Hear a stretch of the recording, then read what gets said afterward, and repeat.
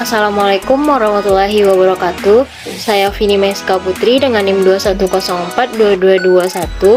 Pada kali ini saya akan mempresentasikan materi pada mata kuliah Sistem Informasi Manajemen, yaitu yang berjudul SIM dan Konsep Competitive Advantage pada pertemuan 14. Adapun materi yang pertama yaitu mengenai panduan umum untuk desain organisasi.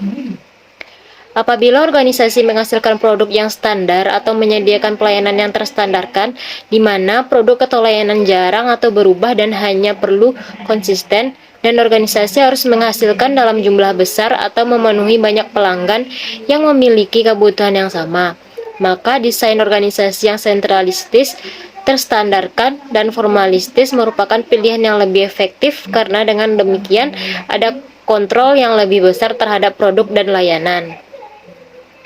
Jika organisasi memberi pelayanan yang sifatnya lebih individualis atau produk berdasarkan kebutuhan individual, maka desain organisasi yang desentralistis, mutual adjustment, dan struktur yang informal barangkali menjadi pilihan yang tepat karena organisasi harus lebih fleksibel dalam menilai dan merespon kebutuhan pelanggan. Terkadang, desain organisasi yang hybrid pun diperlukan. Selanjutnya yaitu materi tentang perbandingan informasi pada web organisasi publik dan organisasi privat. Pertama pada organisasi publik. Pertama, lingkungan dalam organisasi publik.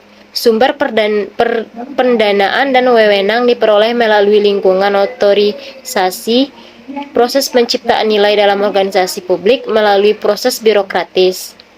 Yang kedua, tujuan yang dilayani adalah citizen. Yang ketiga, memiliki fungsi atau departemen publik seperti bagian kependudukan, bagian keuangan negara, bagian sistem informasi pusat pelayanan publik, bagian sistem informasi kepegawaian. Selanjutnya pada organisasi privat. Yang pertama, lingkungan dalam organisasi privat. Proses penciptaan nilai dalam organisasi privat menitikberatkan proses pengambilan keputusan pada naik turunnya permintaan pasar. Yang kedua, tujuan yang dilayani adalah pelanggan. Yang ketiga, memiliki fungsi atau departemen bisnis seperti departemen produksi, departemen pemasaran, dan lain-lain. Selanjutnya yaitu mengenai perbandingan web antara organisasi publik dan swasta. Yang pertama, organisasi publik. Bahwa negara wajib mengelola sumber daya yang dimiliki dan mengalokasikan dalam bentuk pelayanan publik dan subsidi kepada rakyat demi kesejahteraannya. Oleh karena itulah, instansi pelayanan publik bertanggung jawab kepada otoritas politik dan hukum. Selanjutnya, organisasi swasta. Organisasi yang memiliki web khusus menjadikan sebagai proses pengenalan kepada masyarakat untuk daya tarik produk yang mereka jual agar masyarakat lebih terbiasa dalam mengenal mereka. Selanjutnya yaitu mengenai sistem informasi pemerintahan dalam penerapan EKTP. SIAK merupakan data kependudukan dari seluruh wilayah Indonesia dalam satu jaringan integral. Di dalamnya, semua data kependudukan di daerah-daerah saling terkoneksi, mulai dari tingkat desa, kelurahan, hingga kabupaten dan provinsi. Dengan SIAK, data kependudukan dari Sabang hingga Merauke bisa dilihat dan dimonitor dari pusat. Pemanfaatan SIAK tidak hanya dimonopoli Kementerian Dalam Negeri. Seluruh kementerian yang berhubungan dengan data kependudukan bakal dapat memanfaatkannya. Pemalsuan KTP juga bisa dihindarkan. Jika terjadi kehilangan kartu, maka orang yang menemukan kartu EKTP milik orang lain tidak akan dapat menggunakannya, karena akan dicek kesamaan biometriknya. Selanjutnya yaitu mengenai sistem informasi kesehatan dalam kesehatan. SIM kesehatan merupakan sebuah sistem mesin pemakai yang terintegrasi yang menyediakan informasi untuk menunjang operasi manajemen dan fungsi-fungsi pengambilan keputusan di dalam sebuah organisasi.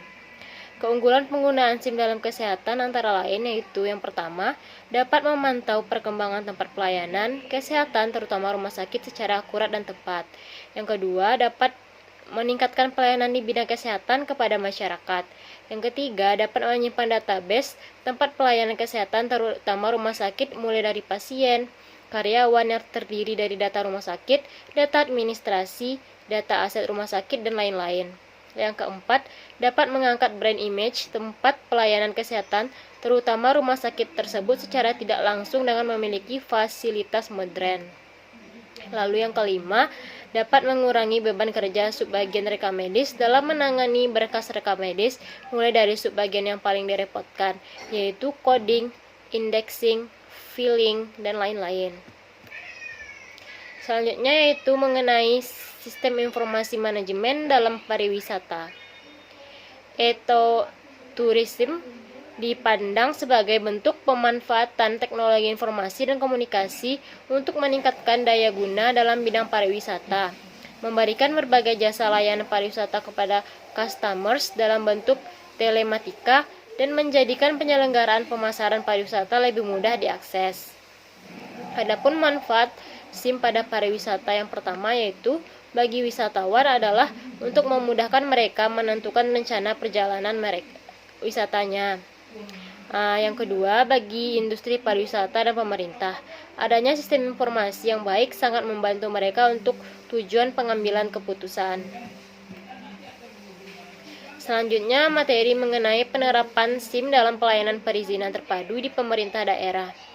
Sistem perizinan terpadu merupakan aplikasi atau software sistem informasi manajemen untuk mendukung pemerintahan atau e-government atau pusat, provinsi, dan daerah kabupaten atau kota untuk mengelola berbagai jenis pelayanan perizinan terpadu dan online dalam satu sistem yang dapat diakses oleh berbagai pihak dan instansi terkait yang berwenang dalam proses izin. Software atau aplikasi ini dibuat dengan teknologi web-based system.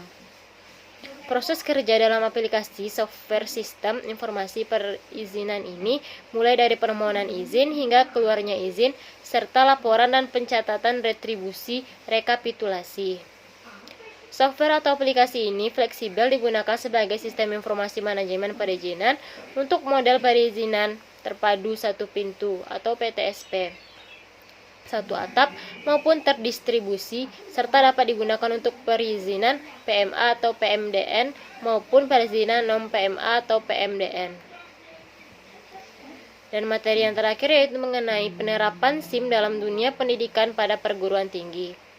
Sistem informasi akademik sangat membantu dalam pengelolaan data nilai mahasiswa, mata kuliah, data staf pengajar, atau serta administrasi fakultas atau jurusan yang sifatnya masih manual untuk dikerjakan dengan bantuan software agar mampu mengefektifkan waktu dan menekan biaya operasional. Sistem informasi akademik memberikan kemudahan dalam mengelola yang pertama data dosen, yang kedua data mahasiswa, yang ketiga data kuliah, dan yang terakhir data nilai mahasiswa. Baiklah, sekian penyampaian materi pada kali ini. Kalau ada kata-kata yang salah mohon dimaafkan. Wabillahi taufiq wal hidayah. Wassalamualaikum warahmatullahi wabarakatuh.